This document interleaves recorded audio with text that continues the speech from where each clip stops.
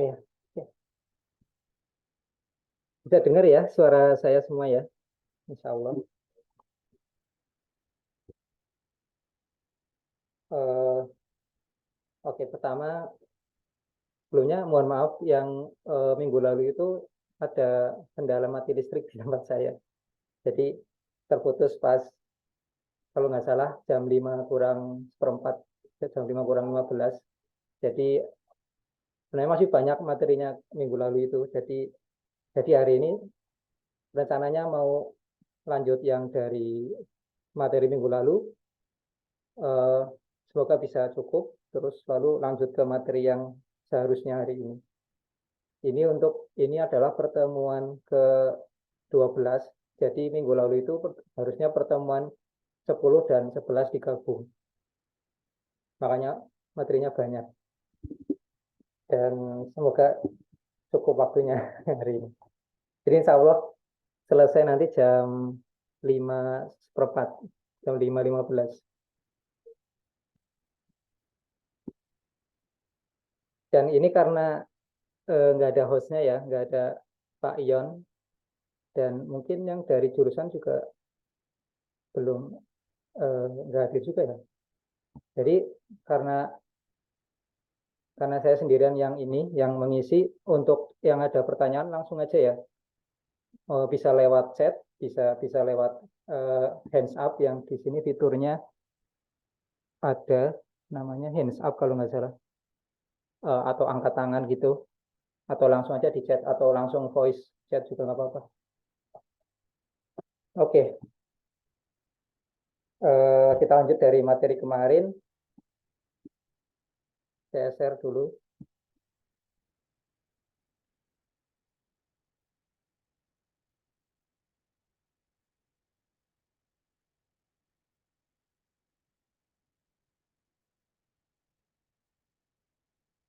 Nggak apa-apa ya, langsung ke materi soalnya eh, jamnya kurang, jamnya sangat mepet sekali. Kemarin eh, sempat sampai di demo ini ya, demo Man in the Middle Attack, MITM. Jadi skenario-nya seperti ini. Jadi kita masih membahas tentang ARP, tentang ARP yaitu di layer kedua ya, di OC layer yang ada 7 itu. Nah, di ARP ini kita mencoba untuk membangun skenario MITM. Di situ ada 3 PC, PC A, B, C, dan di sini skenario-nya PC saya itu PC A. PC A itu yang menyerang itu, yang melakukan ARP case positioning. Lalu PC B itu yang jadi klien yang mengirim pesan ke PC C. Jadi di sini yang komunikasi itu PC B ke PC C di port 9090. Lalu PC A melakukan MITM di uh, di antara mereka, komunikasi mereka. Langsung saja di firmware-nya. Ini saya ada 3 firmware.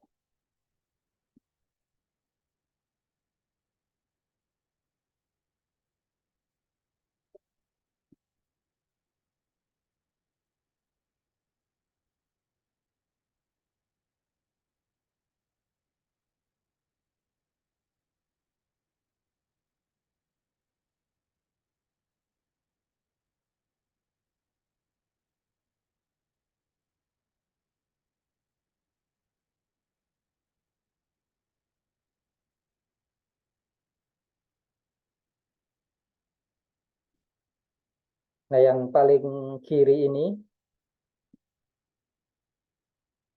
sebelumnya kelihatan jelas ya layar saya ya. Jadi yang paling kiri ini Kelihatan, Pak. ya, oke.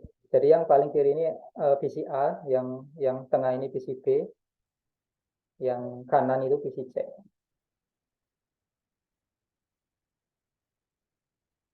Oke, tadi langkah-langkahnya apa aja?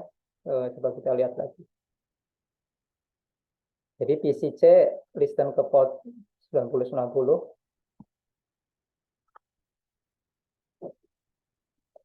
C dia istilahnya mendengarkan ya, mendengarkan port 9090. Jadi dia siap menerima koneksi di port 9090 oleh siapa saja yang mau berkomunikasi dengan dia. Lalu PC B memulai koneksi ke PC C. Jadi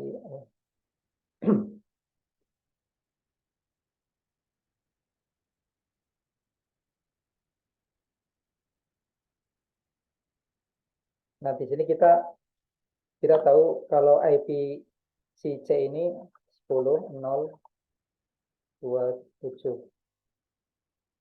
Lalu portnya 9090.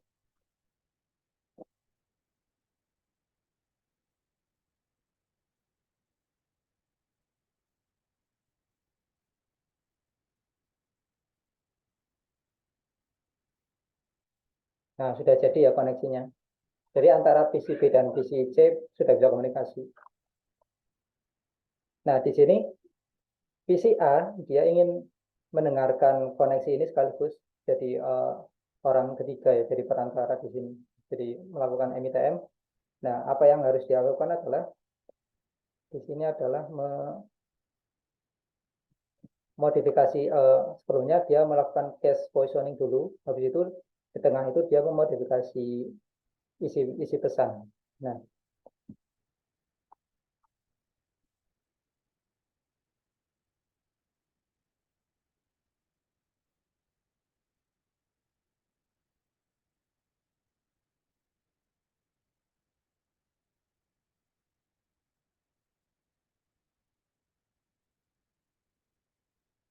nah di sini saya punya 3 script dan karena kita juga ingin jadi yang A ini jadi perantara B dengan C sekaligus C dengan B, maka di sini kita memakai yang double ya, double request. Coba kita lihat isinya.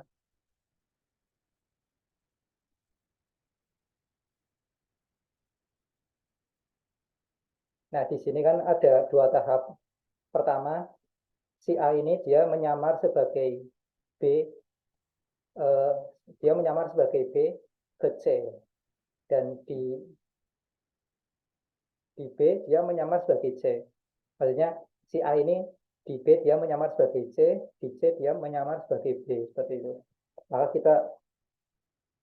kita di kita melakukan case positioning kepada dua sisi, kepada C dan kepada B.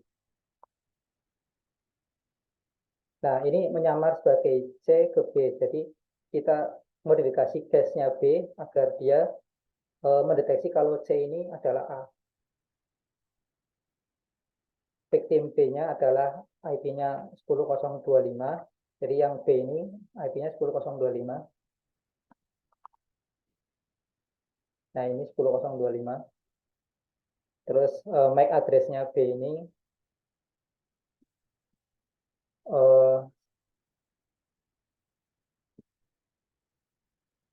ini. MAC address-nya B ini F9 ya. Terus nah victimnya ini adalah si C ini. IP-nya adalah 027 sini. Dan pack MAC-nya kita MAC-nya jangan pakai MAC-nya C ya, karena kita ingin memodifikasi. Jadi kita harus malah harus pakai MAC-nya B, MAC-nya A, sorry. Nah, MAC-nya A ini 7B21. Nah, 7B21. Jadi kita kirim paketnya, send send paket frame. Terus, nah, begitupun di C ya. Di C kita menyamar sebagai B di sini. Kita menyamar sebagai B karena kita di sini memakai IP-nya B. Dan MAC-nya, padahal kita pakai MAC-nya si A ini. Nah, disitulah positioning-nya. Terus kita kirim paket juga. Nah, coba kita eksekusi.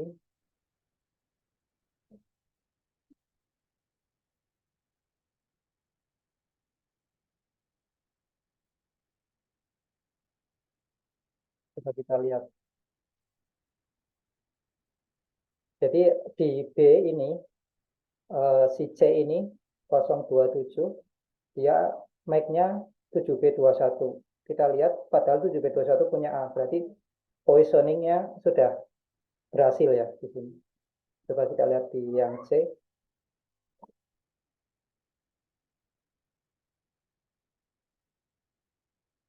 Nah, kita yang lihat yang C, ternyata ini IP-nya B ya, 025.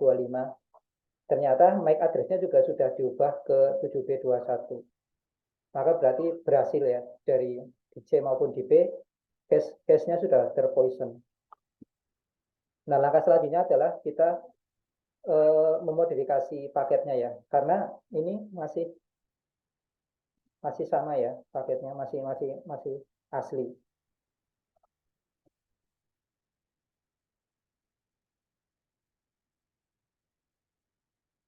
Oh ya, ini nggak nyampe ke sini karena kita sudah ditangkap sama yang A ya. Jadi dia dia masih ke A dulu baru ke C seperti itu.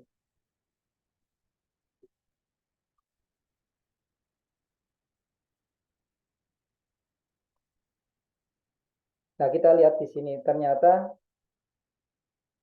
nilainya kembali ya di sini 7D. Ketika kita melakukan chatting lagi, ngirim data lagi, ternyata cache-nya terupdate lagi. Jadi ternyata nggak cukup sekali komen ya, sekali eksekusi. Nah, di sini kita lihat ternyata yang C sudah balik normal 7D dan yang B sudah balik ke FB F9. Nah, bagaimana caranya biar bisa ini terus di update terus? Maka kita bisa melakukan positioning secara terus menerus di sini. Kita rubah kodenya ya. Kalau buat kita chat ini.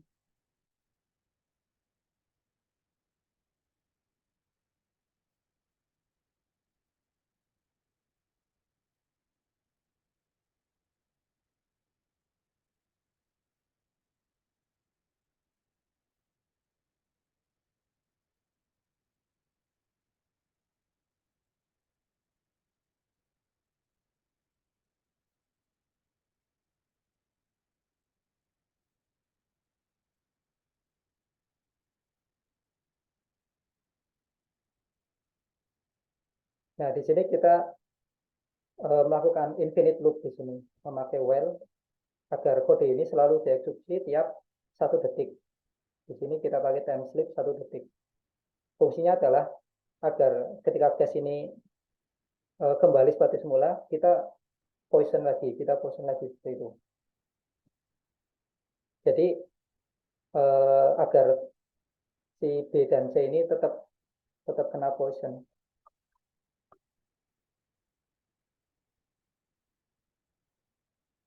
Nah, ini tiap 1 detik dia ngirim terus.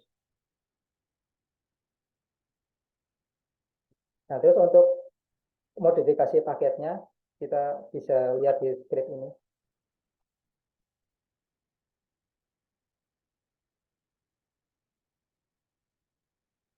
Jadi intinya ketika paketnya berasal dari B dan tujuannya ke C, maka kita modifikasi payloadnya di sini. B itu apa? B itu yang 10025 dan C itu yang 10027. Misal di sini kita ingin merubah paket Abbas, kita selalu ketika ada message Abbas kita ganti nilainya dengan hidden misalnya.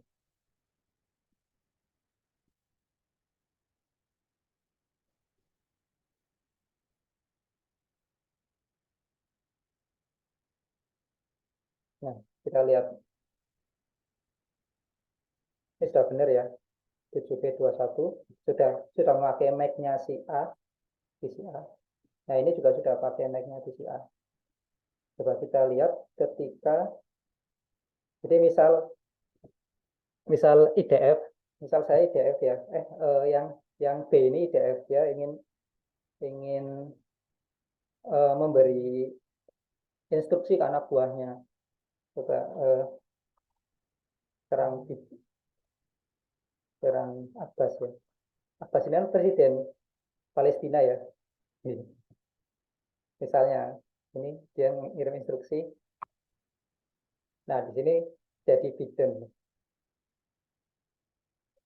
Nah, ini jadi ke edit, ke modifikasi paketnya.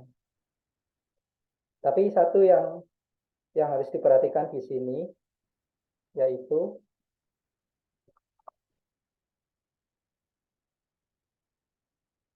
nah kita ketika selain itu, selain kata-kata tadi normal ya, maksudnya masih sama. Apa kabar? Ini juga apa kabar. Tapi jika kita mengetik Abbas ini, maka jadi Biden. Gitu.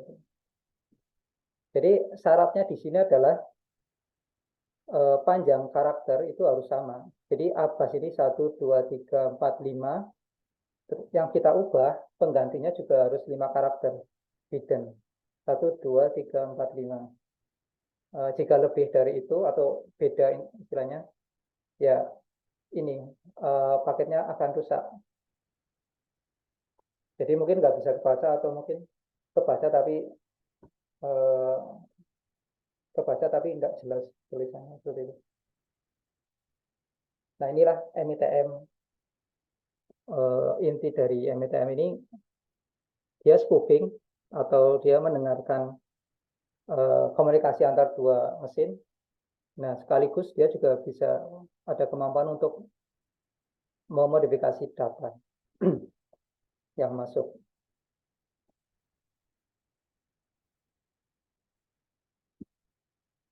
Kalau ada pertanyaan silakan ya langsung aja ya. Nah itulah ARP positioning ya.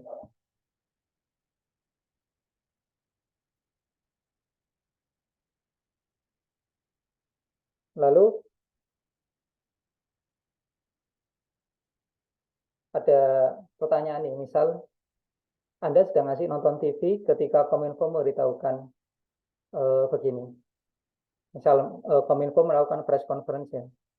Eh, Kominfo bilang, memang sempat muncul serangan cyber dari hacker Malaysia yang memajak sistem komputer istana menggunakan teknik air package poisoning. Namun alhamdulillah sudah ditangani dengan baik oleh tim IT Istana Negara.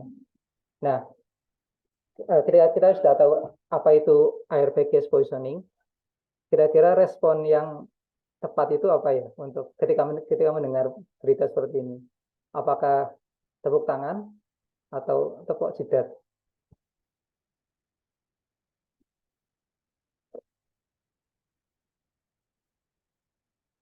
Bisa dikirim chat ya jawaban teman-teman.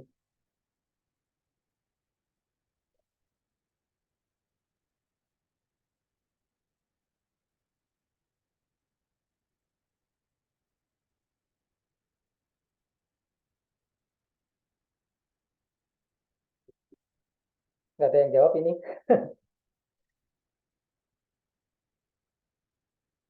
Wajah nih. Tepuk jidat ya benar. Ya, ya memang harusnya nggak seperti itu ya. Ini statement yang kalau ini cuma fiksi ya, cuma fiksi cuma misal. Kalaupun ada ini statement yang ngawur ya, soalnya air package positioning itu kita melakukan serangan dalam satu lingkup subnetting ya, dalam satu lingkup routing atau local network atau intranet. Jadi nggak mungkin hacker dari Malaysia yang ketika menyerang istana negara itu kan harus lewat internet ya, nggak mungkin dia kecuali dia niat niat banget ke istana. Tapi kan kalau dari Malaysia ke istana harus lewat internet itu nggak mungkin pakai air package positioning. Jadi setelah kita tahu air package positioning itu seperti apa, harusnya bisa membedakan mana yang benar-benar air package positioning, mana yang bukan.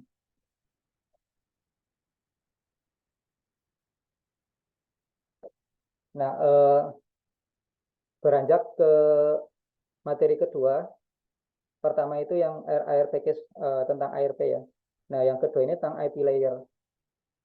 Jadi IP layer itu satu tingkat di atas layer yang ARP ini. Kalau nggak salah, layer ketiga. Saya lupa terus urutan layernya di OC.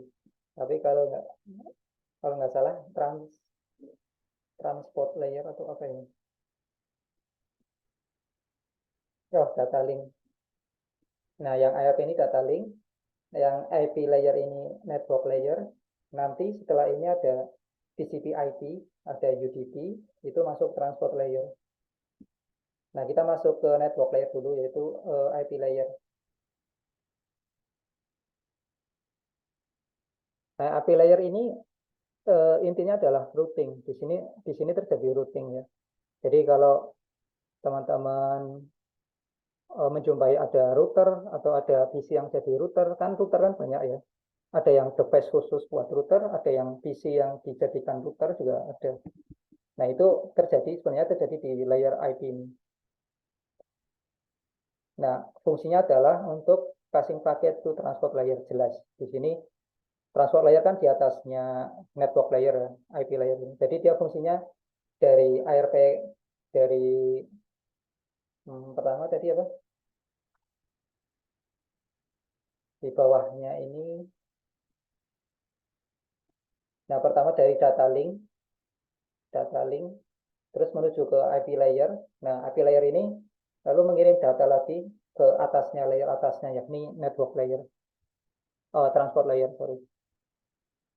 Nah, di sini juga IP layer menyediakan error detection dan diagnostik. Jadi kalau ada paket yang korup, yang datanya rusak, di situ bisa terdeteksi. Nah, eh, nah di sini not responsible for reliable transmission. Jadi maksudnya paket itu sebenarnya bisa, kan ada fragmentasi paket ya. Paket yang besar itu bisa dipecah jadi berapa berapa bagian paket. Nah, itu datanya bisa campur aduk, teman-teman. Jadi dia ada yang paketnya lewat routing A, ada yang lewat routing B. Jadi misal koneksi ini, yang Zoom ini, teman-teman terjadi eh, kita lakukan sekarang ini, ada data transfer video misal dari saya ke teman-teman. Nah, itu kepingan data video ini sebenarnya terpecah jadi banyak sekali mungkin di ini. Kalau kita pakai WhatsApp bisa lihat ya, banyak sekali paket ini data. Nah, ini eh, di di jalan itu, di sebelum nyampe internet, sebelum nyampe ke PC teman-teman, itu sebenarnya banyak jalurnya ya, nggak cuma satu. Jadi ada yang lewat routing ini, lewat routing ini, tergantung tergantung kesibukan routing masing-masing. Mungkin ada yang routingnya sudah penuh, di apa dipindah, dilempar ke routing yang lain, betul. Maka bisa jadi urutan data itu nyampe nya nggak berurutan. Misal datanya A, B, C, bisa jadi A, C, B, seperti itu. Tapi nanti ada layer di atasnya yang bertugas untuk mengembalikan urutannya lagi. Seperti itu. Nah, tapi yang bertugas untuk mengurutkan kembali itu bukan di sini, bukan di IP layer, tapi layer di atasnya nanti. Di situ ada nanti TCP dan ya TCP di situ. Kalau UDP kan dia nggak berurutan juga. Nah, eh, base effort delivery maksudnya base effort delivery itu dia cuma bisa apa ya, mengirim, tapi dia nggak bisa menjamin. Ini saya sudah kirim semaksimal mungkin, hasilnya itu bukan tanggung jawab saya, misalnya seperti itu IP layer. Nah, ini gambaran routing ya teman-teman. Jadi paket itu sebenarnya ketika ya pokoknya semua paket lah, paket di internet, semua semua paket data yang kita gunakan sehari-hari itu melalui banyak routing. Misal paket A ke B ya. Jadi A itu di PC ini misalnya, PC ini. Dia masuk soket NIC, Network Interface Card, masuk ke dia jadi misal paketnya UDP ya, video call misal UDP. Terus, nah di sini ada routing di PC-nya kita. Dia routing kan, kita kan PC kan atau komputer kita atau laptop kita kan, atau HP kita kan terhubung ke router ya. Entah itu routernya di WiFi access point kita atau routernya di lab misal, yang jadi biasanya di rak-rak router di lemari seperti. Nah, itu kan masuk ke router. Nah, ketika dia akan mengirim dari A ke B, B-nya itu kan jauh di sana, kita nggak tahu. Bisa jadi dia cuma sebelahan, komputer sebelahan, atau bisa jadi di sana, di ujung internet sana, di di negara mana atau di kota mana. Nah, ketika akan A mengirim ke B, maka dia lewat router terdekat dulu. Misal dari PC ini, dia tahunya router yang paling dekat itu yang router di lemari sana, misal, atau router di access point di ruangan sebelah, misal. Nah, itu ke situ dulu. Misal ini routernya ya. Nah, si router ini dia akan, selain dia mendeteksi kalau dia mau ngirim A ke B, karena si router ini juga nggak tahu B-nya itu belum, tidak ada di listnya dia, maka dia lempar lagi ke router yang ke atasnya ya, router ke atasnya. Tapi dia memberi stempel istilahnya di sini. Nah, dia memberi stempel, ini loh, A ini sudah lewat aku, sudah lewat R1 ini. Jadi dia ngasih stempel di header di sini. Begitu seterusnya teman-teman. Jadi ke router yang lain juga dia ngasih stempel berikut. Sampai ke router tujuan. Seperti itu. Nah, itulah fungsi routing di sini. Nah, routing ini terdapat di IP layer yang sedang kita bahas.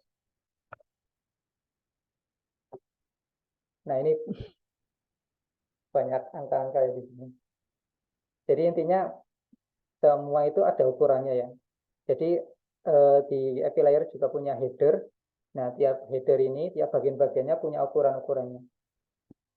Semua apa istilahnya? Panjang semua data itu 16 bit. Di sini juga ada versinya, IP versi 4 atau IP versi 6. Terus panjang headernya berapa, type of service-nya apa, dan sebagainya lah. Gitu. Ada checksum. Nah, yang paling penting itu ada IP address sumbernya, terus IP address tujuannya. Nah, ini header optionnya di sini. Kita bisa isi dengan TCP, UDP, ACMP. Nah, bahasan kita di API layer ini ada di sini. Lalu, jadi totalnya itu 2 pangkat 16, dikurang 1 karena kita mulai dari 0 ya. Jadi ada 65.000 sekian-sekian data. Itu ada, jadi kalau karakter itu jadi 65.000 sekian karakter ya. Dan jangan lupa ini juga, misal datanya terlalu besar, maka eh, video kan nggak mungkin ya, cuma 64K itu nggak mungkin. Jadi video itu misal 1 mega, nah itu terbagi jadi beberapa paket, beberapa 60K paket.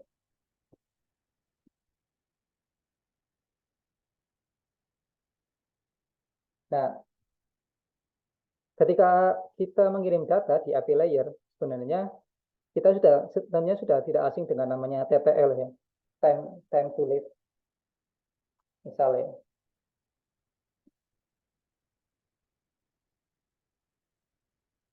Misal saya ingin mengunjungi apa ya, detik. Nah, ini ada time to live-nya teman-teman. Jadi semua semua website itu ada time to live-nya. Nah, apa sih time to live itu? Jadi time to live itu semacam counter ya, counter hook. Jadi ketika dia melewati satu router, dia dicatat satu TTL. Melewati satu router lagi, dia satu TTL begitu. Jadi counter counter tiap dia melewati route. Jadi kalau misal 58 berarti dia melewati 58 route. Misal kejadian kita batasi route-nya,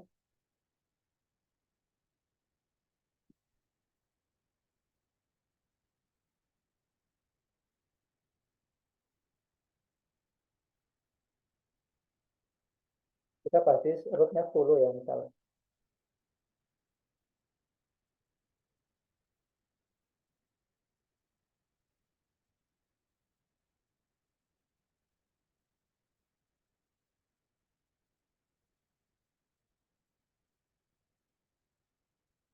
Bentar, ini.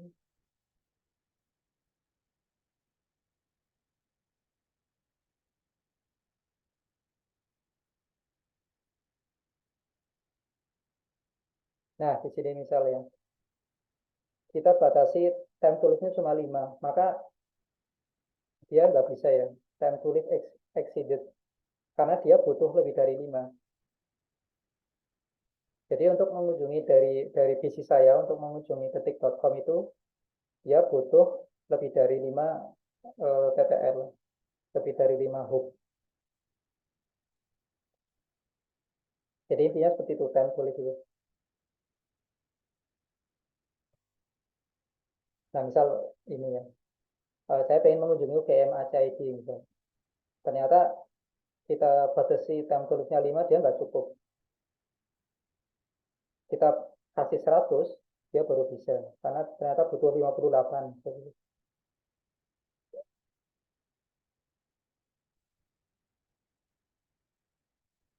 Nah, di sini ada istilah IP fragmentation. Karena tentunya 65.000 sekian itu tidak cukup untuk data kita ya, apalagi zaman sekarang ya. Maka kita butuh memecah data. Fragmentation itu jika data terlalu besar, maka harus dipecah jadi beberapa bagian. Tapi jika datanya terlalu kecil, maka nggak bisa dibaca. Jadi antara di sini antara 45, 46 sampai 1.500 byte untuk datanya dipecah seperti itu. Jadi intinya maksimal data itu 1.500 byte.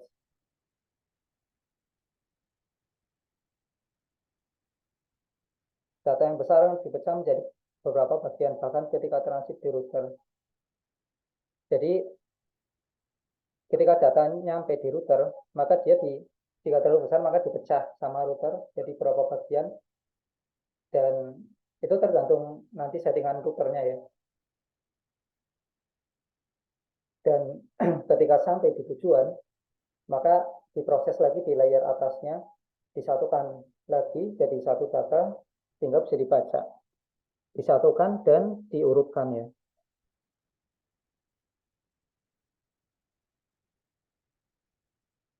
Nah, bagaimana IP fragmentasi ini bekerja? Jadi misal ya, di sini kita punya data ukuran berapa ini? 400, 800, 800 sekian ya, 800 sekian byte. Nah, di sini kita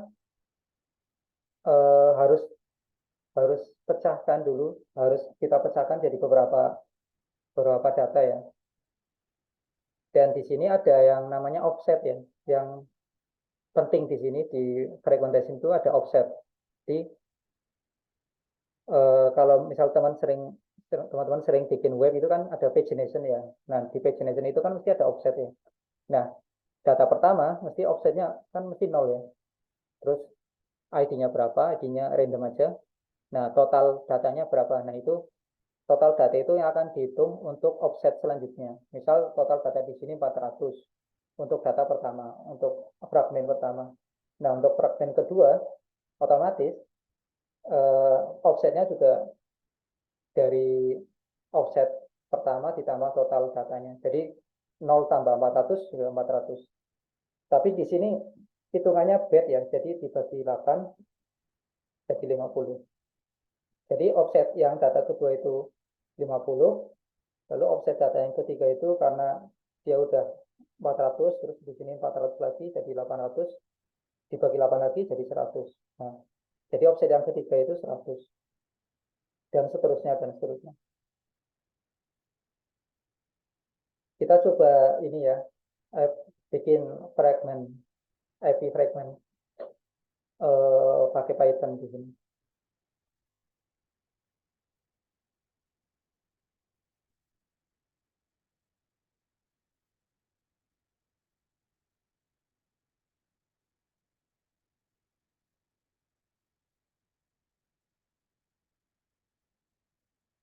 Nah, di sini kita misal ingin mengirim data ke C ya, 027 itu kan C. Nah, kita kirim data UDP data UDP,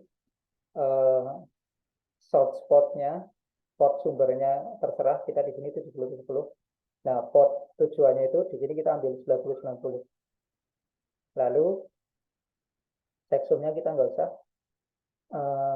Nah, ini panjang datanya ya. Di sini ada data pertama itu 32, ini data kedua itu 40, data ketiga itu 20. Nah, ini untuk header ya, 48 itu untuk header.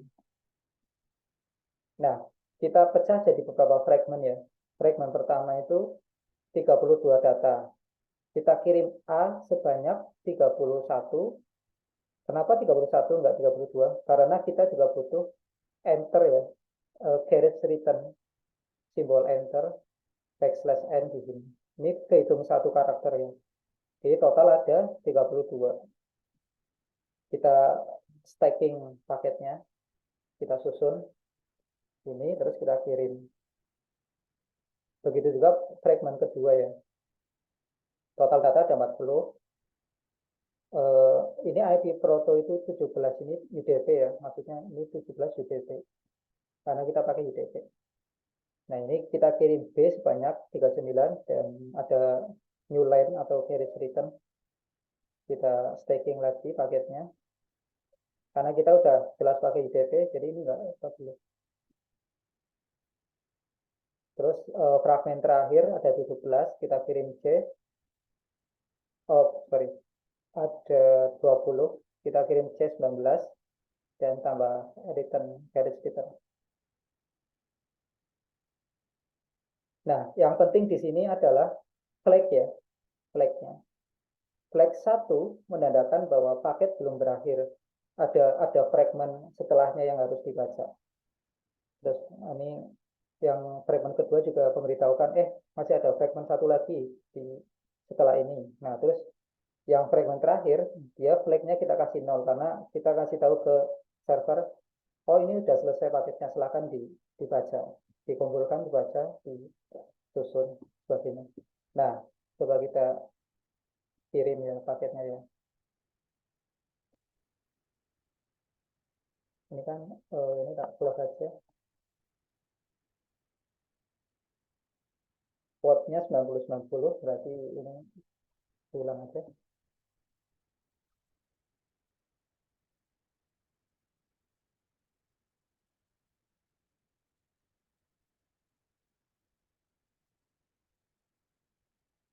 Oh, sorry.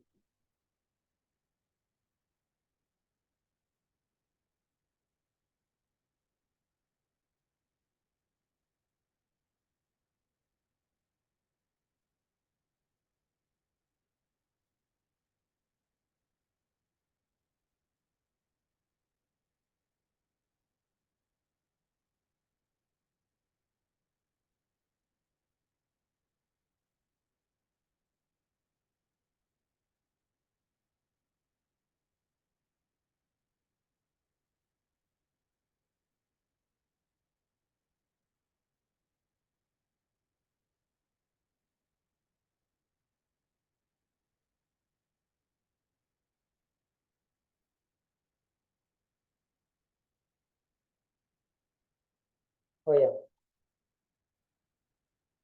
jadi karena kita ingin di sini mendengarkan port 90 tapi dari protokol UDP, maka ada satu parameter U ya, LU.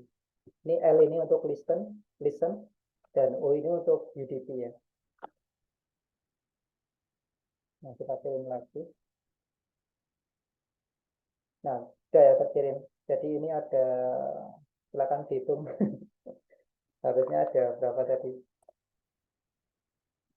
Ada 31 ya, ini 31A, terus ini ada 39B, ini ada 19C, seperti itu. Kita coba ya, ini biar tahu. Misal kita flagnya kasih 1 ya, misalnya. Ini kan jadinya ngasih tahu ke server, ini setelah fragment 3 itu masih ada lagi. Apa yang terjadi?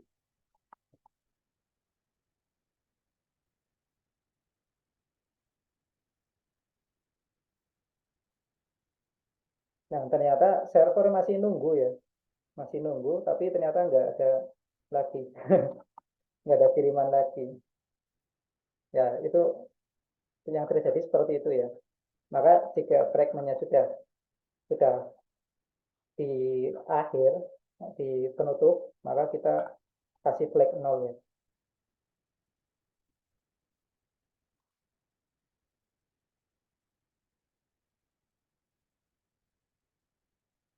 Nah, itulah eh, contoh membangun fragment IP. Di sini kita pakai Python dengan library Scapy.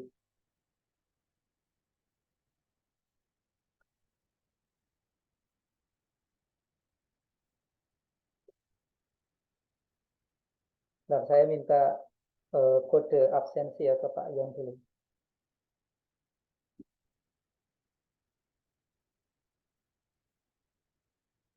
Ternyata sudah dikirim.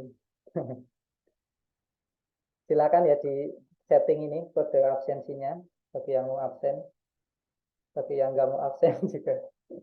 Tapi semua harusnya mau absen ya. Nah, berlanjut kita ke materi selanjutnya, bukan ke bahasan selanjutnya. Nah, ada pertanyaan ya. Di sini misal bagaimana paket bisa bagaimana apa yang terjadi jika kita mengirim paket lebih dari 2 pangkat 16 byte tadi ya, atau 65.000 sekian. Dan apa yang terjadi ketika kita mengacak-ngacak aturan offset atau payload.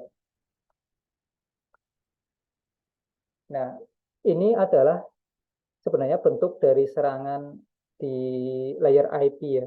Dulu itu ada namanya ping of death. Dulu itu ini itu salah satu cara men-take down server ya di sini karena karena teknologi dulu itu masih gampang. Maksudnya ketika kita mengirim ping of death itu masih nggak nggak secara default ditangani di ini di OS-nya masing-masing.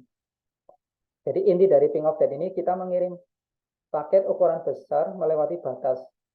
Di sini kan kita mengirim paket harusnya 64K ya. Tapi di sini kita bisa mengirim 66 atau 67. Entah bagaimana caranya bisa terkirim.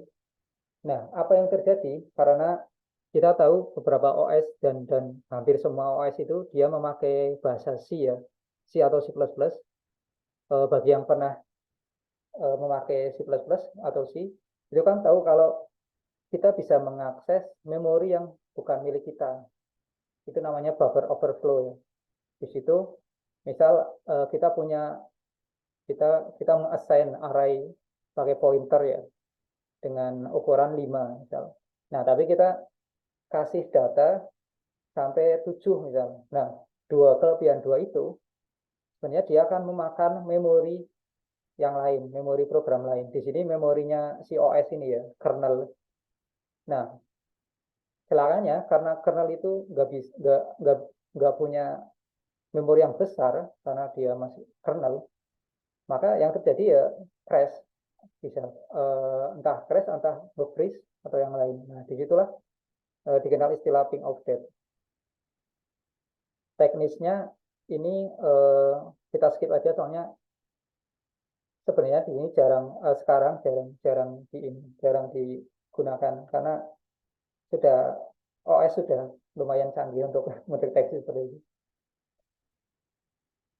Kalau sekarang itu lebih ke ICMP flooding atau dia bukan mengirim ping, sorry, bukan mengirim IP layer, tapi dia mengirim ICMP layer. ICMP itu yang kita gunakan untuk melakukan ping. Nanti akan kita bahas. Nah, bagaimana kasus selanjutnya ketika kita memodifikasi offset atau memanfaatkan offset di fragment IP. Nah, itu namanya teardrop attack di sini. Jadi intinya di sini adalah kita kan punya data itu kan tidak dibatasi ya 60K itu. Dan setiap data itu kan, setiap fragment itu kan dia punya offset. Nah, bagaimana kalau offsetnya itu, misal ini ya, yang ini. Offsetnya itu, uh, offset yang di kanan itu lebih kecil dari yang seharusnya, dari panjangnya data. Maka di sini ada kelebihan data yang OS itu dia nggak tahu harus meletakkan di mana. Maka di sini terjadi buffer overflow tadi ya. Jadi karena dia negatif di sini offsetnya, padahal offset itu harusnya unsigned ya. Unsigned itu kan bilangan positif. Maka karena dia terlalu kecil jadi negatif, maka akan terkonversi jadi bilangan unsigned yang paling besar.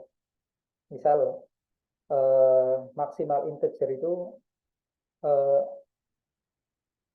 maksudnya memorinya di komputer itu misal 65.000 ya. Tapi ternyata karena ada buffer overflow tadi yang jadi negatif itu, terus dikonversi jadi unsigned, jadi dua kali lipatnya, jadi dua kali lipatnya 65. Jadi sangat-sangat tinggi. Nah, disitulah jadi bisa merusak apa OS. Di situ bisa bisa jadi kernel panik atau yang lainnya.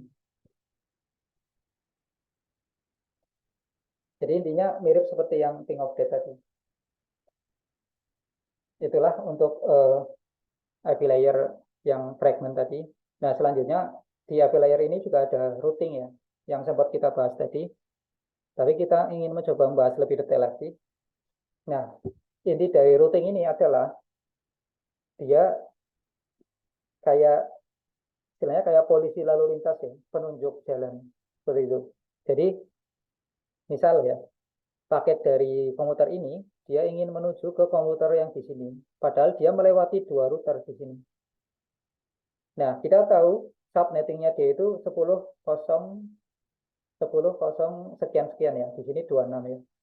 Maka dia akan mengunjungi routing ini ya, 10.021 atau gateway di sini.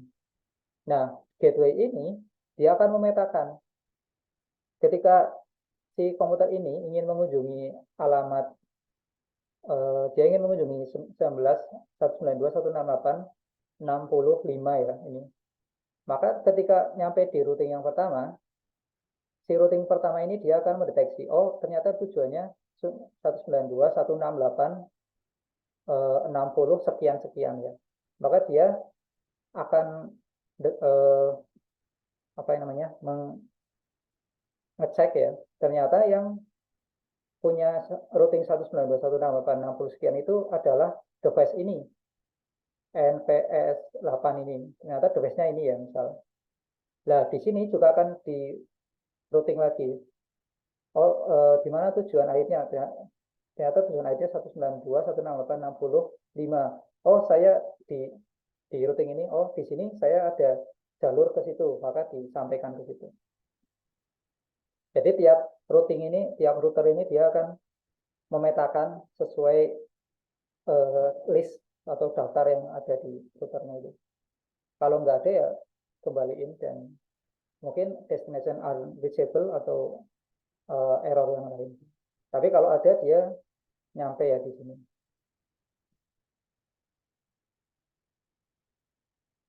Nah, di Linux kita kalau teman-teman pakai Linux kita bisa bikin routing sendiri ya. Misal di sini kita mau bikin routing dari subnetting 192.168.60 sekian. Ini maksudnya 024 itu 0 sampai 255 ya. Maka kita routingkan ke device ini. Ke device ini lewat IP ini. Ini IP routernya ya. Ini adalah ID device routernya. Karena namanya router kan dia terhubung dengan banyak device, banyak router yang lainnya. Kita juga bisa menghapus routing tertentu. Misal di subnetting ini mau kita hapus. Jadi untuk yang mau mengunjungi subnetting ini kita router ini nggak melayani lagi. Misal kita pakai IP root delete sekian-sekian. Nah, ini untuk IP spasi root ini untuk apa? Untuk melihat list routing mana aja yang sudah terkonfigurasi.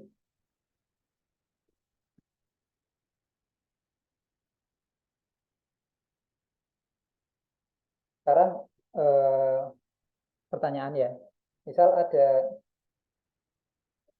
destinasi kita ingin mengunjungi IP ini ya, yang 192.168.265, maka ketika ada beberapa router di sini, pertama ya yang satu ini ya, yang 265, kira-kira yang merespon yang mana? Tentu saja yang A ya, karena 0000 itu artinya semua ya, dia bisa melakukan routing ke semua IP.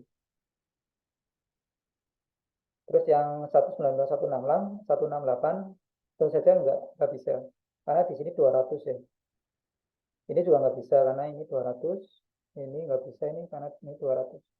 Nah, terus yang kedua 192.168.30.5. Yang A tentu saja bisa karena bisa ke semua. Yang B juga bisa karena 168.0, 0 ini termasuk 30, termasuk 20 segala macam. Dan C ternyata nggak bisa karena dia cuma 168.60 ya. 60 dan ini semua angka 60 sekian sekian. Terus yang C ini 168.60.5. Di sini A bisa melakukan routing, B bisa juga karena masih 168 sekian sekian, C karena 168.60 di sini juga 60 bisa, dan D juga bisa. Tapi jika kita punya ini ya, misal kita mau memiliki alamat ini dan kita punya routing, semua routing ini punya konfigurasi seperti ini. Kira-kira apa yang dipilih untuk yang nomor 3? Ternyata yang dipilih adalah yang D ya. Jadi semakin spesifik konfigurasinya itu semakin diprioritaskan. Di sini kita misal mau mengunjungi 192.168.60.5, ternyata yang paling spesifik itu yang D ya. Padahal C, B, A juga bisa ya. Tapi ternyata yang paling spesifik D, maka jalurnya akan menuju ke D dulu.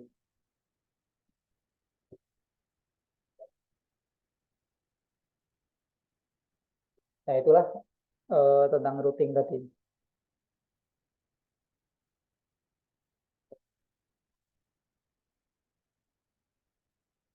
Nah, selanjutnya tentang ICMP ya, Internet Connection Message Protocol. Ini sebenarnya protokol yang simple ya, sangat simple ya teman-teman. Jadi ini sebenarnya untuk debugging istilahnya kalau di pemrograman, untuk mengecek error, untuk mengecek status apakah device itu bisa terhubung. Jadi ini tuh yang kita familiar itu ping ya, fungsi ping misalnya, yang barusan saya kasih lihat, nah di sini ping. Nah, ini tuh memakai protokol ICMP ya teman-teman. Nah, ini protokol yang simple sebenarnya. Apa aja yang bisa dilakukan ICMP? Di sini ada echo request atau reply. Biasanya kita memakai ping untuk mengecek koneksi. Terus bisa juga redirect. Terus timestamp request. Terus route advertisement. Nah, yang paling sering, yang paling familiar, yang ini aja ya, echo request atau reply. Dan error message yang disediakan itu sering ya kita dapat di sini. Destination unreachable atau time exceeded. Destination unreachable itu nggak mesti device-nya offline ya. Bisa jadi device-nya online tapi nggak ada router yang terhubung ke situ. Atau time exceeded mungkin karena eh, koneksinya tidak stabil atau hal lain.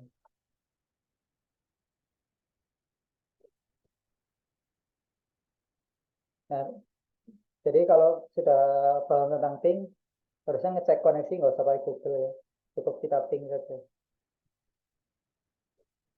Nah, headernya karena ini protokol yang simple, ini cuma ada ini ya, tipenya apa, code-nya apa, subtype-nya, checksum, terus special information. Nah, ini datanya.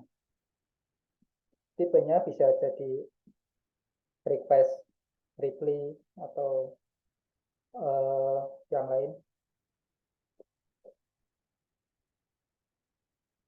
Nah, ini tipenya bisa request atau reply, terus ada checksum, dan sebagainya.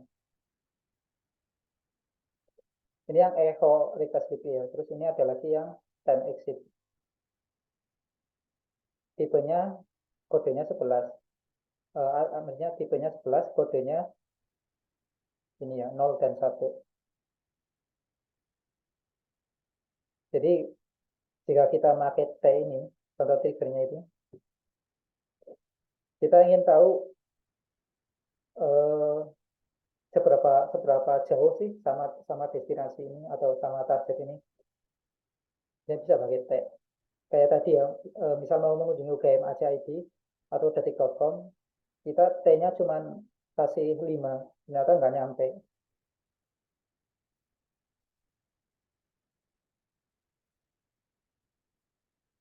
Terus ini ada juga destination unreachable, tipenya 3, dan di sini returnnya ada banyak ya, ada 0, 1, 2, 3, 4. Network unreachable atau router nggak bisa tersambung. Destination host unreachable, ini yang nggak tersambung itu hostnya ya, atau device yang dituju. Jadi dia udah melewati banyak router, tapi ternyata hostnya sudah termap di router. Jadi router tahu kalau IP-nya itu di device ini.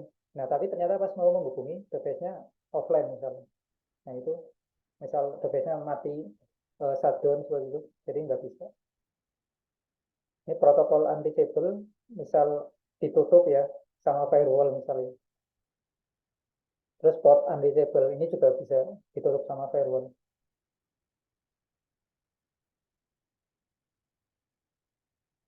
Redirect, terus, nah ini redirect. Redirect ini jarang kita temui ya. Tapi di sini kita bisa memanfaatkannya untuk melakukan apa namanya attack ya. Jadi di sini bisa masih masuk dalam kategori spoofing ya. Jadi kita mengirim ping ke sebuah alamat, tapi kita mengirimnya sebagai IP yang lain, sebagai device yang lain. Mirip seperti yang ARP tadi ya. Di sini misal si R ini R1 mau komunikasi dengan R2. Nah, ternyata ada attacker di sini.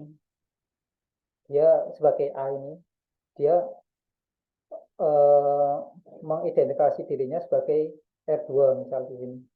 Maka dia memakai identitas R2 sebagai dia. Jadi komunikasi yang terjadi bukan bukan R1 ke R2, tapi maksudnya bukan B ke R1 tapi B ke R2.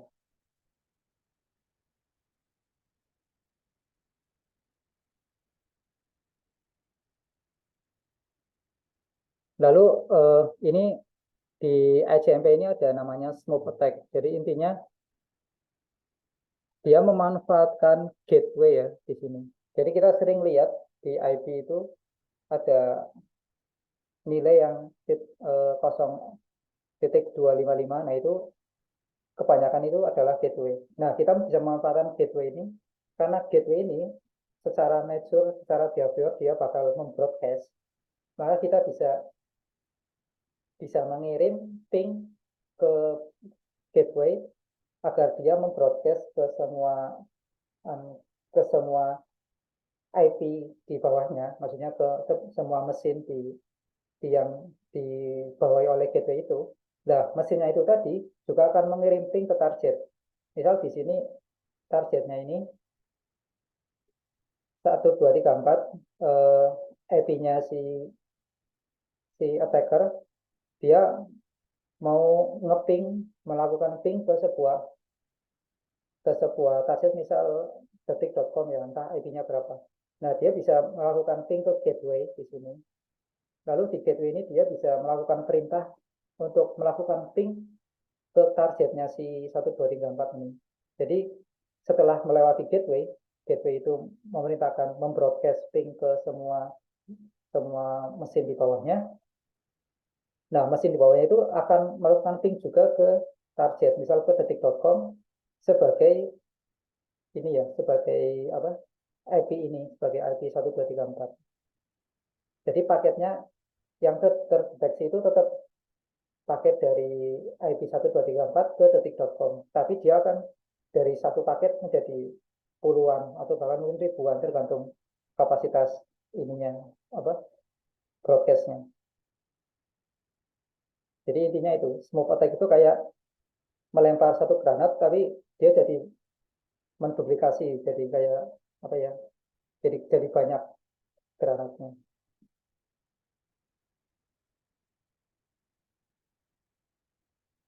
Nah, beragam serangan menggunakan ECMP ini ada yang ECMP float kayak tadi itu, dan reconnaissance.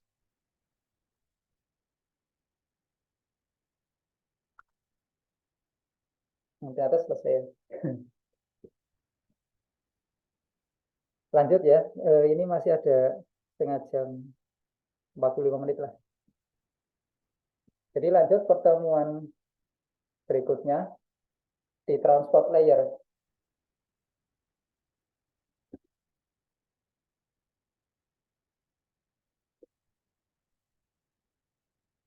Kalau ada yang mau bertanya, silakan ya, langsung aja.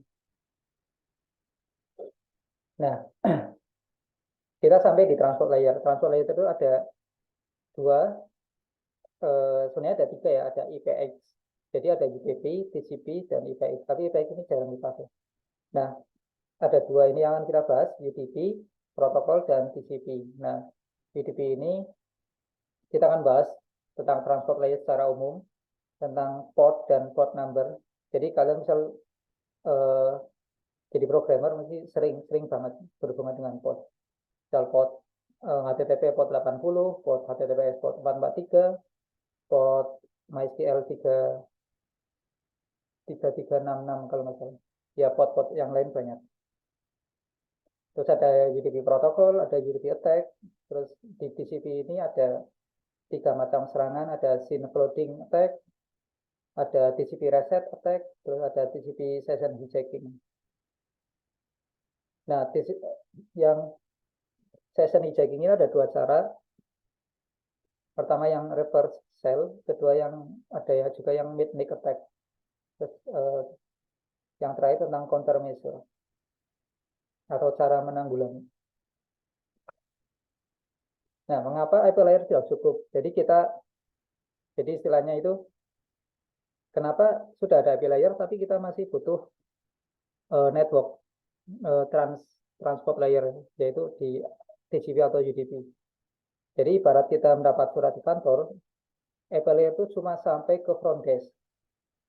Jadi tukang pos itu atau tukang surat itu cuma bisa ngasih ngasih surat kita ke front desk. Tapi karena tukang surat juga nggak kenal kita kan, misal kita di kantor atau di kampus misalnya, cuma sampai satpam misalnya ngasih surat. Nah, satpamnya ini yang kemudian mencari kita secara individu ngantar surat itu. Nah, itulah gunanya TCP atau UDP. Jadi ini untuk setelah IP layer mengirim pesan ke dalam mesin, ke dalam PC. Nah, PC ini tadi kan tidak tahu harus diolah kemana lagi. Nah, itulah tujuan TCP atau UDP. Dia bakal mentransfer tadi data ini ke aplikasi yang membutuhkan. Misal yang tadi itu, misal kita pakai browser, maka kita pakai port 80 begitu. Atau kalau browsernya webnya pakai HTTPS, kita pakai port 443 dan seterusnya. Jadi intinya di port ini.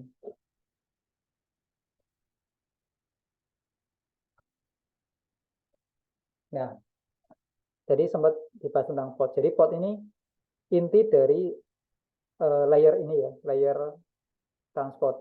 Jadi di sini ada TCP, UDP. Nah, semua pakai port. Port ini untuk membedakan aplikasi satu dengan yang lain. Jadi misal ya, misal Zoom ini ya, Zoom. Saya nggak tahu Zoom portnya berapa, tapi misal portnya 1, 2, 3 misalnya portnya. Nah, si data ini akan terkirim dari PC saya ke PC teman-teman. Tapi dia kan semua aplikasi itu sebenarnya bisa mendengarkan data ini. Bisa jadi data itu masuk ke PC. Entah data dari Zoom, entah data dari WhatsApp, entah data dari YouTube. Misal teman-teman bisa nonton YouTube, itu kan ada data dari servernya YouTube masuk ke PC teman-teman. Nah, siapa yang akan mengolah data itu? Tentunya adalah aplikasi yang dituju. Misal data video video apa namanya? Webinar ini, video call ini, tentu saja yang bisa menerima ya yang aplikasi Zoom kan. Nah, Zoom itu punya port. Nah, disitulah dia menerima data yang berhubungan dengan aplikasinya sehingga bisa diolah. Semua aplikasi punya yang berhubungan dengan yang mempunyai fitur komunikasi melalui internet atau melalui jaringan, tentu saja memakai port ya, karena disitulah kegunaan disitulah data masuk atau data keluar. Misal di sini aplikasi web browser atau server web misalnya. Di sini dia membuka port 80. Maka dia ngebanding soket ke port 80. Jadi semua data yang masuk melalui port 80 akan diproses oleh aplikasi itu, oleh server itu. Misal servernya Laravel, misal PHP, atau servernya Node.js, itu dia akan diproses itu. Dan karena itu unik untuk sebuah aplikasi, di sini port nggak bisa dipakai barengan ya. Misal satu server PHP memakai port 80. Nah, aku pengen bikin server lagi memakai Java misalnya. Saya nggak bisa mengeran Java itu di port 80 juga karena sudah dipakai oleh PHP tadi. Jadi satu port itu untuk satu aplikasi.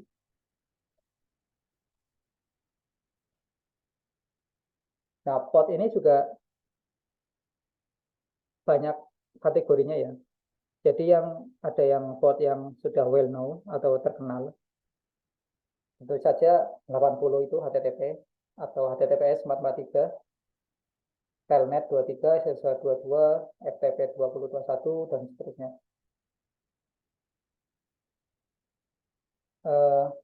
Ini butuh super user privilege ya.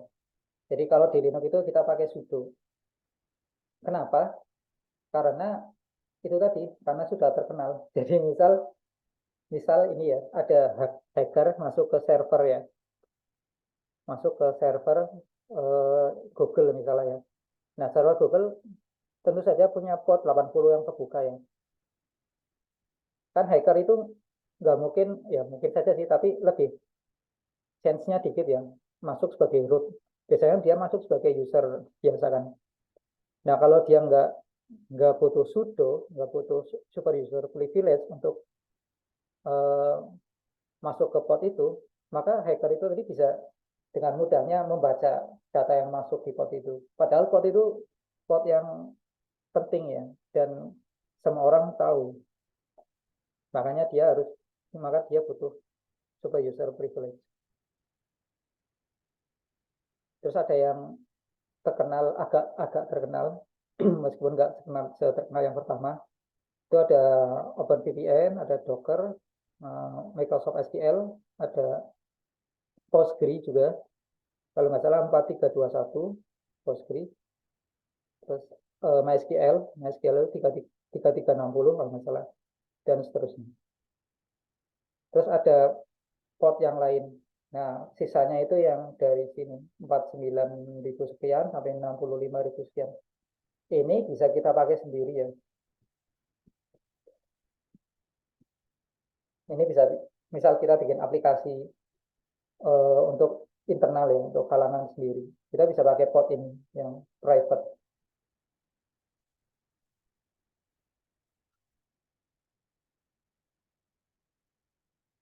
Ini perbedaan antara TCP dan UDP.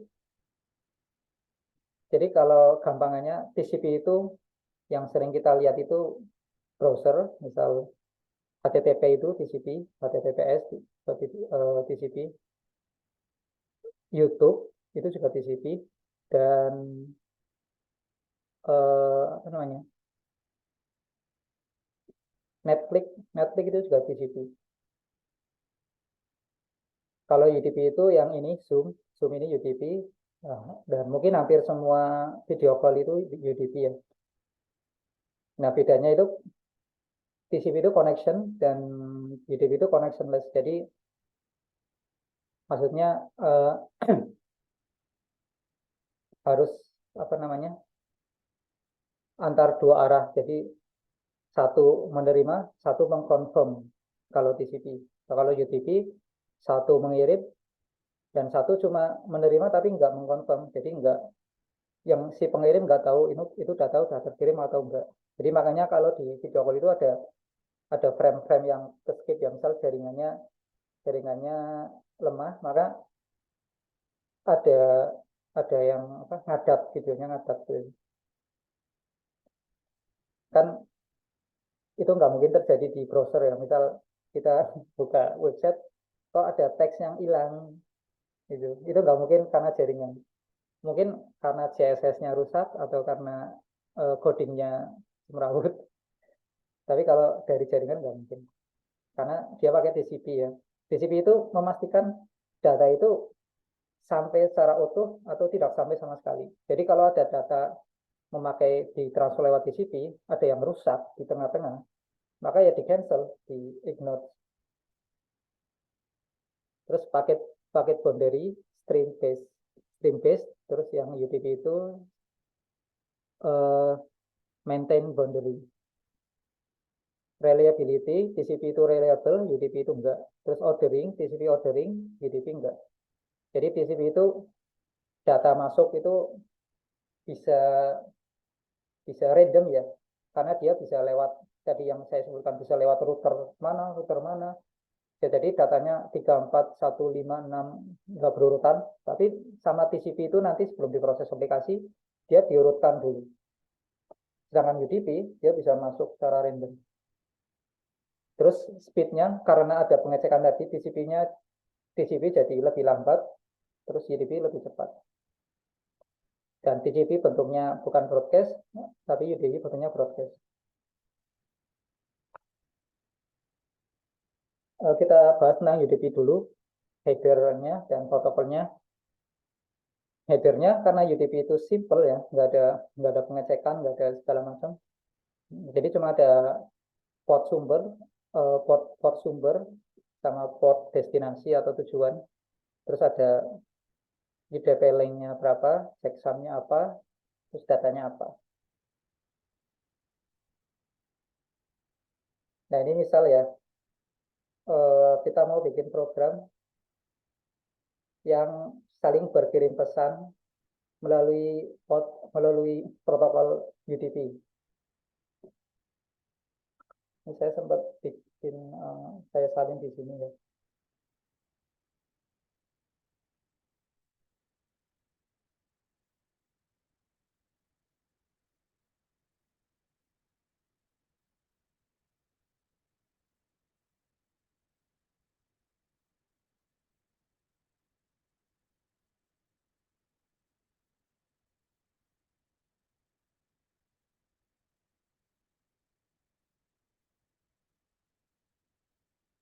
Nah ini ada server UDP di PC yang D ini.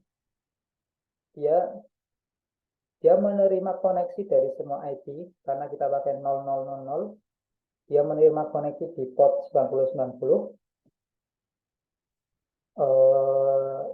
Lalu dia akan menampilkan pengirimnya siapa, portnya apa, dan pesannya apa.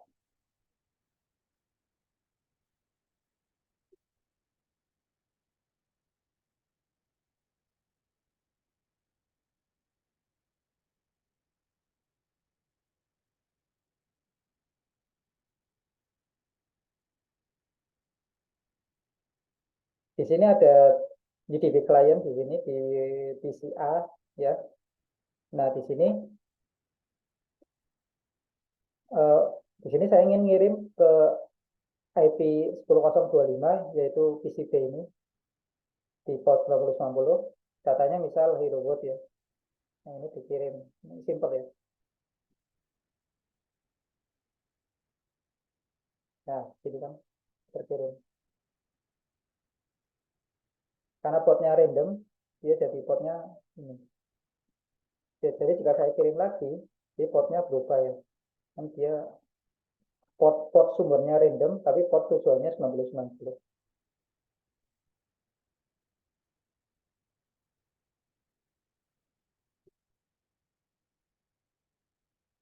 Nah, contoh penggunaan UDP di sini TNS protokol, ternyata dia pakai UDP ya. Terus ada juga video atau audio streaming, Skype, Zoom, dan ternyata Netflix dan YouTube pakai TCP. Karena dia satu arah ya, bukan bukan video call, tapi cuma kita lihat video, eh, streaming video. Terus real time application kayak kayak game online, terus kayak short Discord, Discord banyak lah. Pokoknya yang real time seperti itu. Ada metaverse mungkin. Terus ada VPN juga, VPN tunnel, Open VPN.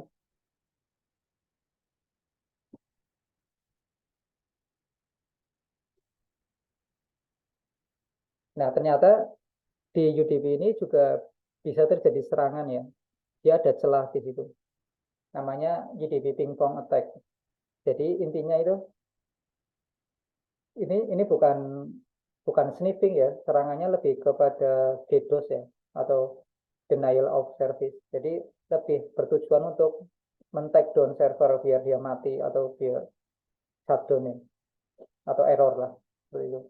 Jadi intinya itu dia mengirim jika ada dua aplikasi yang memakai UDP, si attacker ini dia mengirim agar terjadi infinite loop di antara dua aplikasi ini.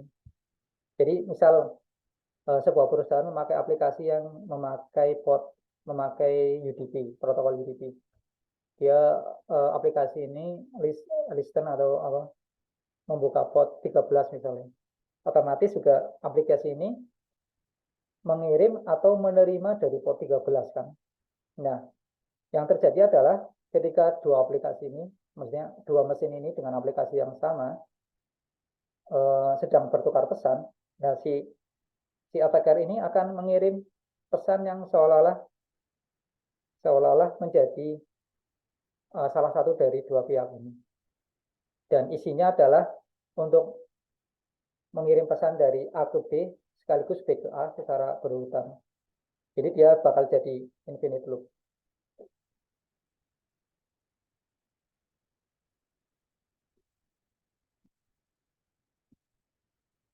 Misal ini ya, kita coba saja. Misal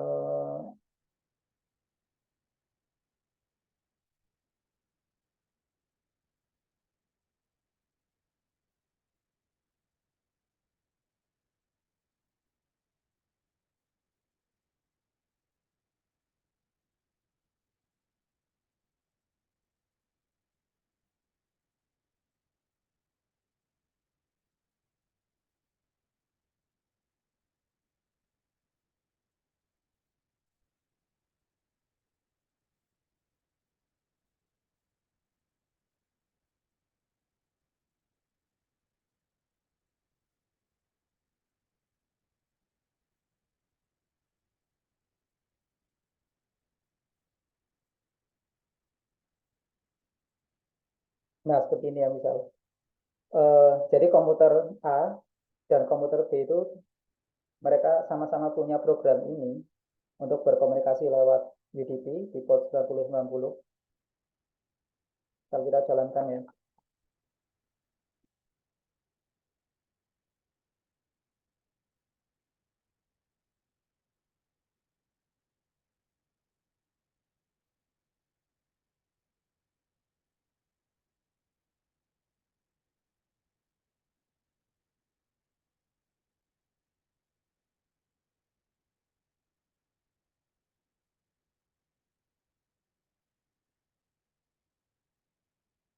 Nah, di sini misal attackernya dari PC A juga ya misalnya, biar gampang. Nah, ini akan men-trigger pingpong tadi ya. Dia akan mengaku dari IP ini dan destinasi ini B, source-nya A, destinasi B, UDP-nya 9090, dan dia akan mengirim paket terus.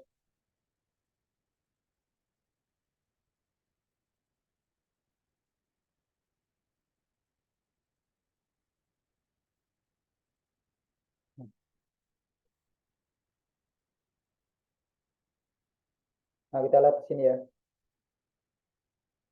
Jadi dia infinite loop, bakal bakal keluar terus kayak gini. Ini nggak masalah ya, karena PC zaman sekarang itu lebih powerful ya dibanding zaman dulu. Jadi ini itu serangan yang efektif eh, pas dulu ya, pas PC masih belum belum terlalu sepowerful sekarang. Jadi karena ada infinite loop di sini, dia karena banyak sekali proses yang berjalan bisa bikin crash server. Kenapa bisa demikian? Karena kita lihat lagi ya. Karena UDP ini dia nggak bisa ngecek apakah trafficnya itu memang dari memang dari aplikasi yang bersangkutan atau dari attacker yang lain. Nah, dia cuma bisa ngebinding sama IP dan port. Karena dia menerima semua IP dan menerima semua di port 9090, maka yang terjadi ya itu saling bertukar pesan tanpa berhenti. Intinya ini terjadi karena UDP itu nggak di protokol UDP itu dia nggak memvalidasi pengirim pengirim asli paketnya seperti itu.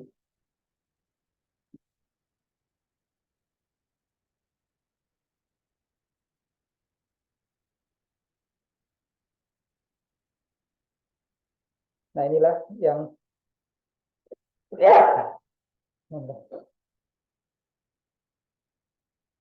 inilah UDP ping pong attack.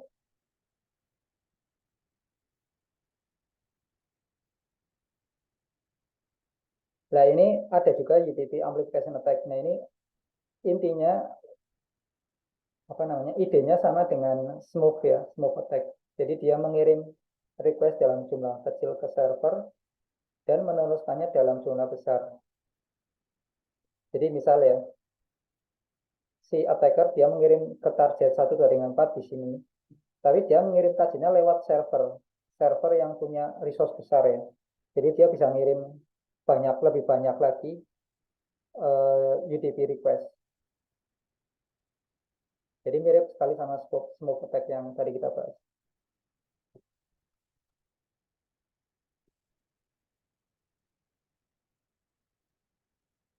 Nah, di sini ada beberapa protokol yang dia ketika mencapai bandwidth tertentu dia akan crash. Misal di sini DNS, untuk protokol DNS dia faktornya 28 sampai 54. Jadi misal 28 kali request, maksudnya maksimal maksimal request berapa, tapi dia dilipat gandakan 28, maka dia jadi error dan seterusnya. Ini kelipatan ya. Jadi semua protokol ini sudah diteliti, ada ininya, ada batas batas dia bakal crash seperti ini.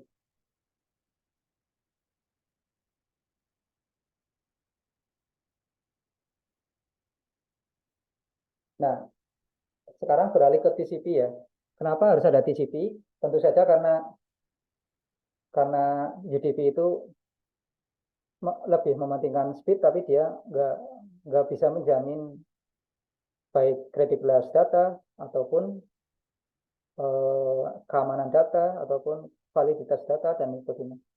Dia cuma menang cepat ya, menang cepat dan ringan. Tapi di CP ini kita menyediakan, di komputer ini menyediakan providing virtual connection. Jadi di situ kita akan mengenal buffer. Dia akan masuk ke buffer dulu, diolah di situ baru dikirim. Terus maintaining order di sini jelas. Jadi nggak ada paket yang rusak. Terus reliability, jadi jelas, dan flow counter. Ini ada TCP client program, kita bisa coba juga, dan server ya.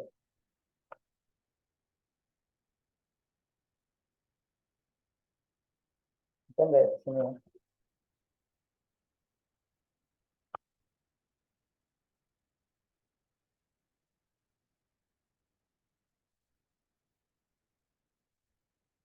Ini pakai bahasa C ya.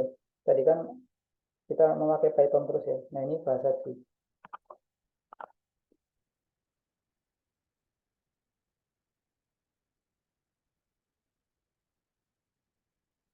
Nah,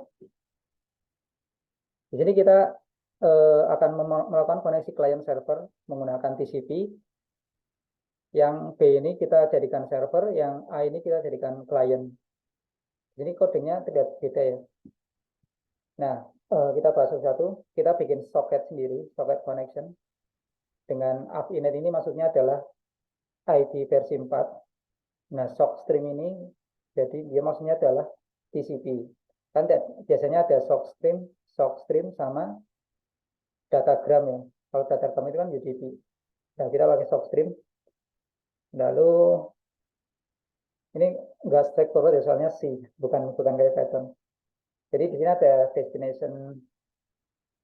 destinationnya,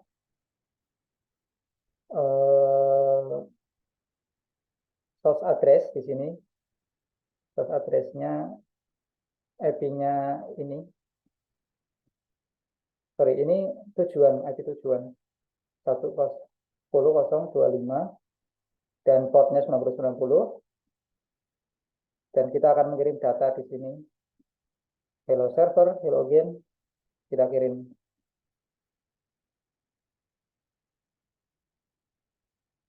Lalu di server kita menyediakan buffer. Nah ini buffer. Nah ini di TCP ini ada buffer ya, bedanya dengan UDP. Ini ada buffer, kita kasih nilai 100. 100 ini sangat cukup ya, padahal di sini kita cuma pakai berapa? 5, 6, 7, 8, 9, 10, 11, 12, 13, 14 ya. Ya mungkin sekitar 28 dengan ini ya. Jadi karena ini buffernya 100, padahal ini ada 28 message, harusnya cukup dalam satu buffer. Makanya kita pakai 100. Ini AFNet family, ini IP versi 4, port 6090, dan seterusnya. Terus kita baca datanya. Coba kita run. Kita misal mau compile bahasa C ya, bisa pakai GCC. Outputnya apa di server misalnya. Terus source code-nya apa? Di server.c. Nah ini cuma warning ya, bukan error. Jadi kita masih bisa lanjut. Lalu kita run. Nah kita run di sini. Ini juga kita compile dulu ya. Meskipun saya sudah compile juga sih. Ini sudah jadi TCP client. Mungkin kita run aja langsung.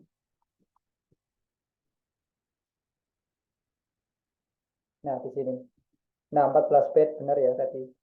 14 bit hello server.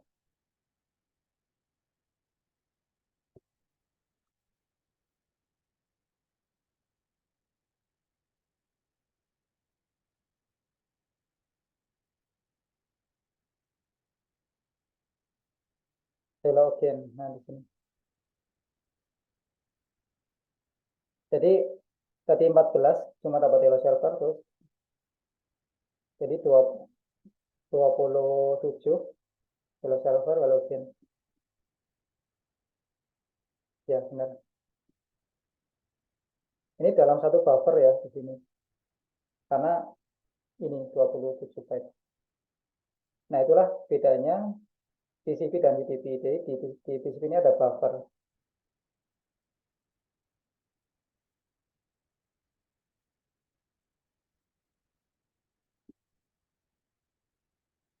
Send receive buffer TCP connection. Nah, di sini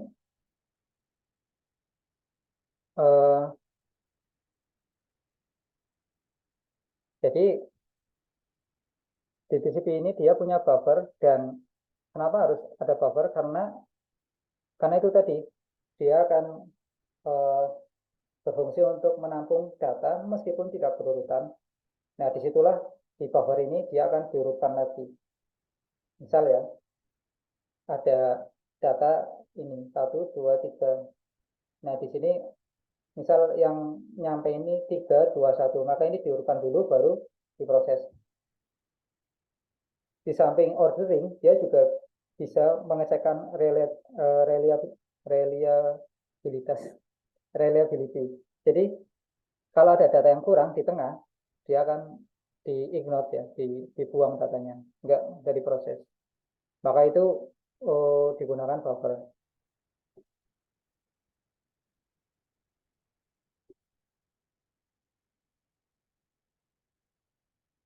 Nah, ini TCP memungkinkan membaca beberapa paket dalam satu proses, tergantung besarnya buffer. Misal seperti ini ya, kirim hello world dan kirim hello universe.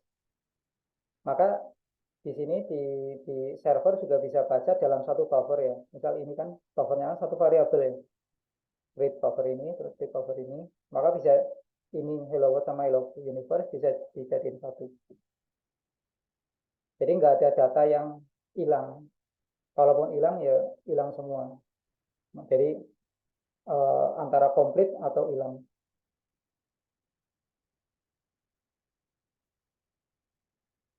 Jadi ada pertanyaan, if two program on the same machine send data to the same TCP server on another machine, would the server mix their data? What if the server is a UDP server?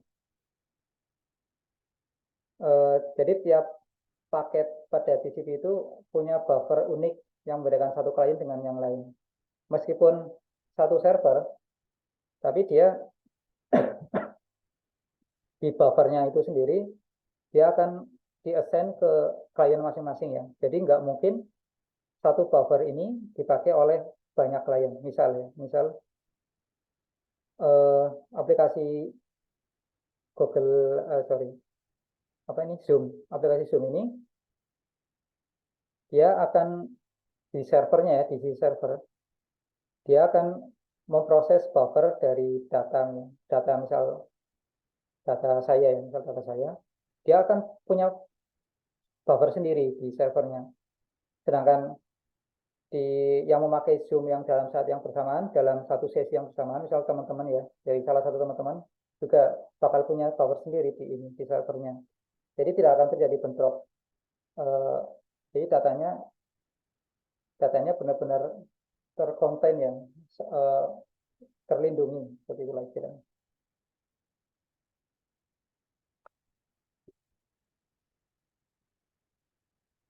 Nah, ini adalah tentang yang tadi ya, order dan reliability. Jadi kalau ada data yang kurang di sini, dia akan di-reject. Kenapa bisa seperti itu? Karena di sini ada, setelah dia mengirim, dia akan mengirim acknowledge di sini. Oh, ternyata data misalnya 110 ini kok nggak terkirim. Terus mungkin di sini di sender dia bakal mengirim lagi ya yang tadi yang 110. Atau kalaupun nggak bisa, ya ini receiver akan mereject sama sekali datanya.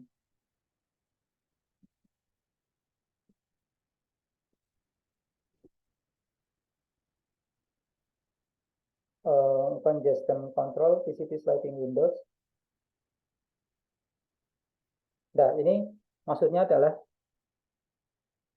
jika ternyata data yang dikirim oleh si pengirim ini tadi ternyata tidak cukup, Nah, di sini TCP ini ternyata menyediakan sliding windows ya. Jadi bakal ditambahi buffernya secara otomatis atau dia akan menyesuaikan sendiri ya. Misal di sini kan kekurangan 100, maka di sini akan ada adanya sliding windows. Jadi buffernya akan disesuaikan sendiri.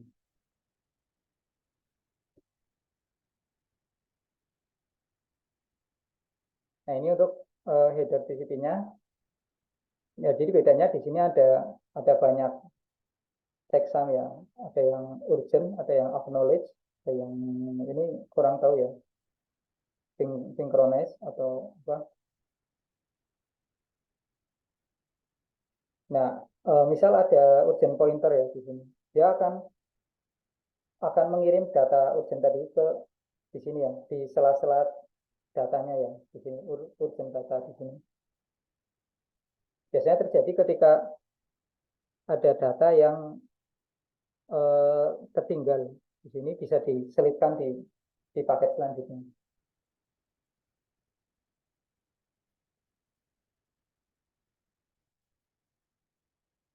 Terus ada yang namanya sync float attack.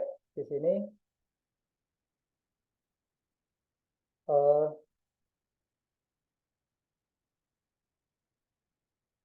yang floating attack itu, jadi di TCP itu ada namanya, sebelum koneksi terjadi itu ada namanya sync ya, synchronization lah istilahnya. Nah, ini sync floating itu kayak bikin server stuck stuck di request yang berbentuk SYN atau SYN ini ya. Jadi dia akan stuck di situ dan apa, intinya ya DDoS tadi ya, denial of service tadi. Nah, gambarannya seperti ini ya. Misal sebelum terjadi serangan normal ya, dia listen listen ke ini protokol TCP. Nah, setelah terjadi serangan dia cuma merespon ke operasi since receive atau synchronization receive. Akibatnya adalah ketika diserang seperti itu, servisnya nggak jalan ya. Meskipun komputernya jalan, komputernya masih hidup, tapi servisnya nggak bisa dipakai seperti itu. Jadi misal yang diserang itu telnet, maka nggak bisa dihubungi telnetnya, nggak bisa dipakai, nggak bisa login segala macam. Padahal ketika kita mengecek usage-nya, resource-nya, itu masih normal ya. Di sini CPU masih berapa persen ini? 6,6%, masih kecil.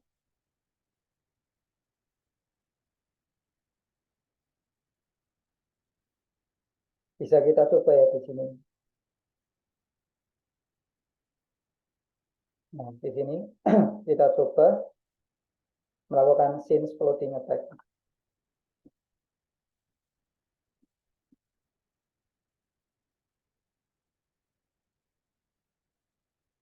Kita tentukan yang nyerang siapa, yang server mana, yang klien mana ya. Misal,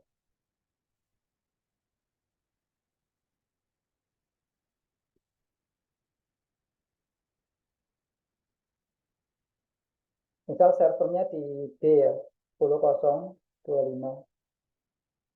Ini portnya 23 itu maksudnya telnet.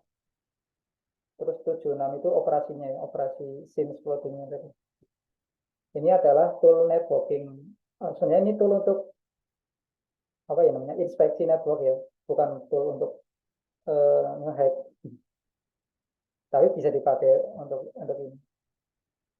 Jadi kita kita enable dulu, apa maksudnya disable dulu SIM cookiesnya di server. Kalau servernya ini ya yang B ya.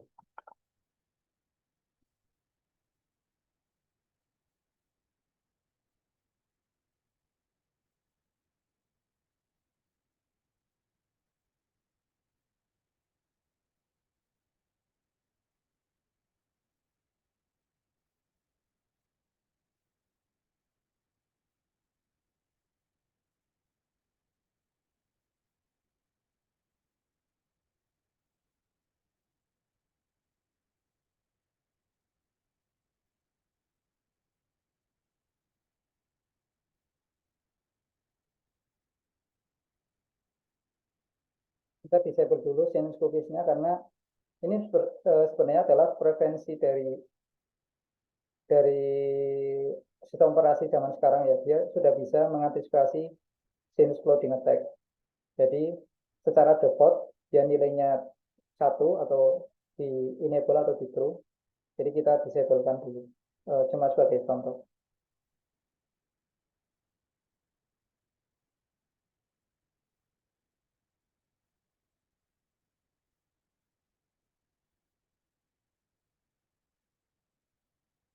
Kita telnet ke situ. Oh, masih bisa terhubung ya. Uh, oh, masih connect kan? Nah, masih connect di sini. Keluar dulu. Nah, kita akan menyerang si server ini yang B ini dengan change flooding attack. Dengan menggunakan tool ini ya.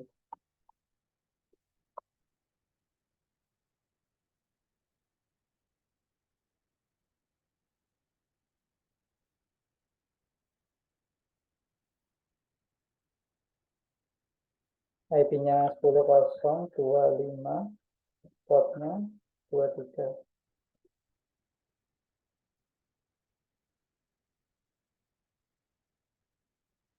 Nah, terus kita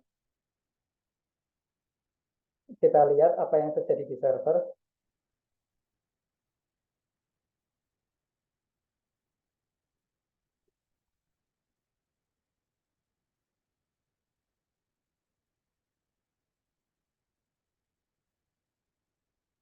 Nah, ini ya. Ini, di sini ternyata eh, disibukkan dengan send receive. Jadi dia di server ini jadi disibukkan dengan request since floating ini.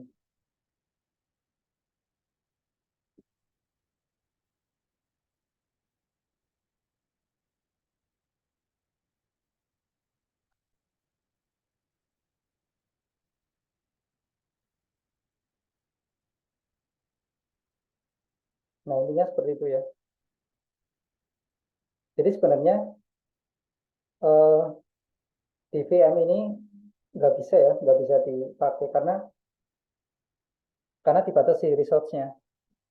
Jadi meskipun diserang, telnetnya masih jalan, masih bisa login. Tapi kalau kita pakai coba di mesin asli, di luar VM, di luar VirtualBox, harusnya bisa. Itu yang scene floating ya. Lalu di sini ada lagi. Nah, cara untuk mengakhiri TCP connection ada dua, yaitu antara si salah satu yang device-nya itu disconnect, itu udah jelas ya. Terus yang kedua itu bisa aja salah satu mengirim request reset ya.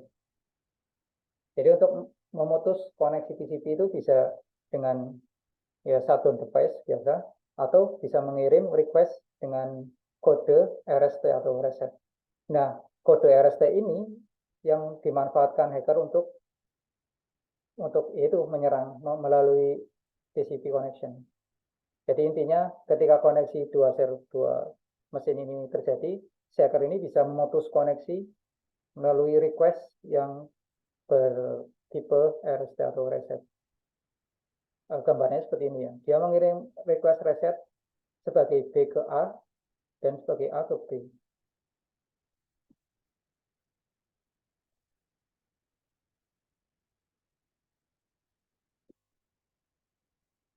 Misal ini ada attacker, ada koneksi dari A ke B.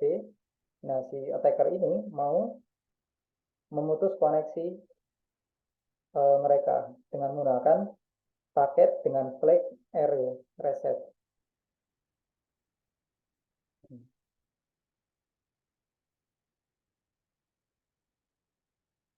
Kita coba ya.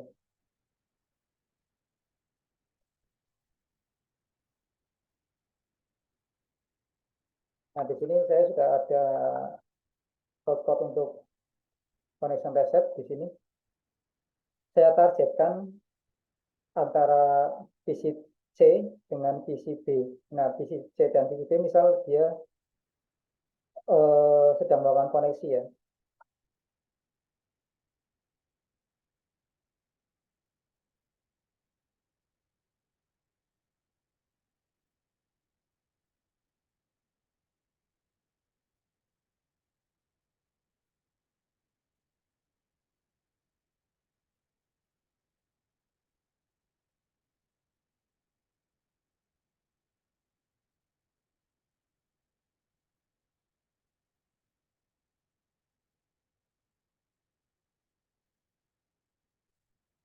Apa nggak bisa ya?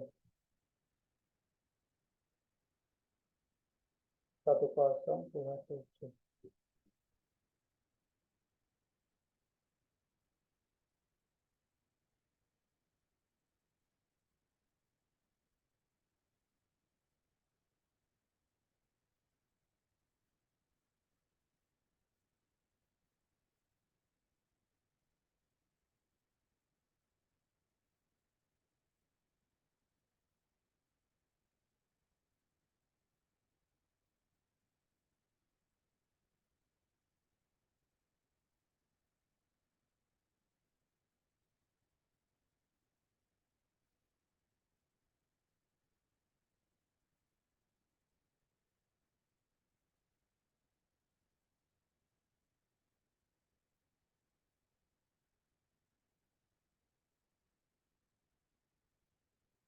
Hmm, Bentar ya.